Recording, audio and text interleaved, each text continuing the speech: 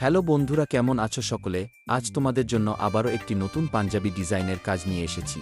এই কাজটি দোল উৎসব উপলক্ষে করা। কাজটি আমি অ্যাক্রিলিক কালার দিয়ে করেছি।